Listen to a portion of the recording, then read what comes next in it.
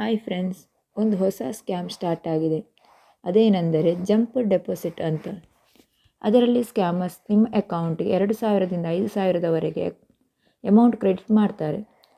Amount transfer ಆದ ಕೂಡಲೇ ನಿಮಗೆ ಒಂದು ಮೆಸೇಜ್ ಬರುತ್ತೆ ಅಲ್ವಾ, your account has been credited ಅಂತ.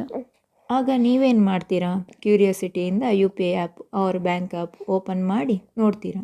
ಆಗ ನಿಮ್ಮ ಅಕೌಂಟಲ್ಲಿದ್ದ ಅಮೌಂಟ್ ಎಲ್ಲ ಅವರ ಅಕೌಂಟ್ಗೆ ಟ್ರಾನ್ಸ್ಫರ್ ಆಗ್ತದೆ. ಹೇಗೆ ಅಂದರೆ, ನೀವು UPI pin or bank pin ಹಾಕಿದ ಕೂಡಲೇ ನಿಮ್ಮ ಅಕೌಂಟ್ನಲ್ಲಿ ಇದ್ದ ಅಷ್ಟು ಅಮೌಂಟು ಅವರ ಅಕೌಂಟ್ಗೆ ಟ್ರಾನ್ಸ್ಫರ್ ಆಗ್ತದೆ. ಬಿಕಾಸ್ ಅವರು ನಿಮ್ಮ ಬ್ಯಾಂಕ್ ಅಕೌಂಟಿಗೆ ವಿಡ್ರಾ ರಿಕ್ವೆಸ್ಟ್ ಕೊಟ್ಟಿರ್ತಾರೆ. So be careful.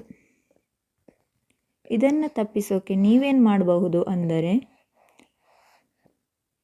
ಅಂಥ ಮೆಸೇಜ್ ಬಂದ ಕೂಡಲೇ ಬ್ಯಾಂಕಿಗೆ ರಿಪೋರ್ಟ್ ಮಾಡಿ. ಇಲ್ಲ ಅಂದರೆ ಫಸ್ಟ್ UPI ಪಿನ್ ಹಾಕುವಾಗ ಫಸ್ಟ್ ರಾಂಗ್ ಪಿನ್ ಹಾಕಿ ನೆಕ್ಸ್ಟ್ ಟೈಮ್ ಚೆಕ್ ಮಾಡುವಾಗ ಕರೆಕ್ಟ್ ಪಿನ್ ಹಾಕಿ ಓಪನ್ ಮಾಡಿ.